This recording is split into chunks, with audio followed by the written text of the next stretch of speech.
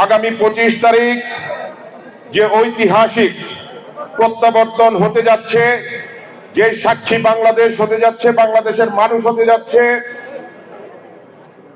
আমরা গাজীপুর মহানগর বিএনপি যারা এই দীর্ঘ আন্দোলন সংগ্রামে তারেক রহমানের নেতৃত্বে রাজপথে ছিলাম, আমরা সেই ইতিহাসের সাক্ষী হতে চাই কিনা আপনারা বলেন। আগামী 25 তারিখ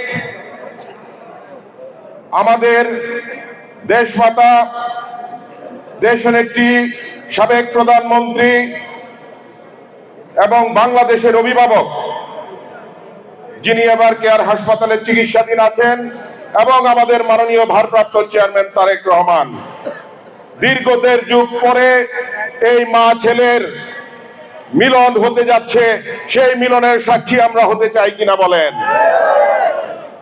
বন্ধুগণ, দেশ বিদেশ থেকে ওই 25 তারিখ ক্যামেরা থাকবে ঢাকায়, সারা বাংলাদেশ থেকে মানুষ আসছে।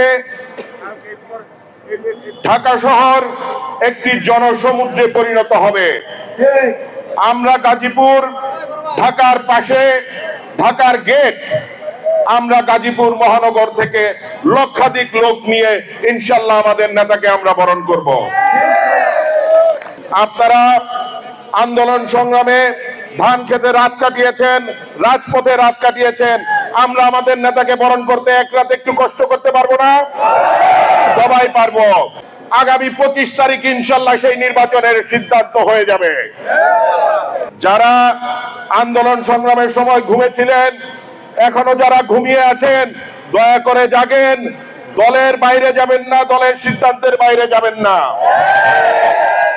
আজকে যারা ধানের শীষের বিপক্ষে যাবে, তারা শুধু দলের সাথেই প্রতারণা করবে না, নিজেদের সাথেও প্রতারণা করা হবে।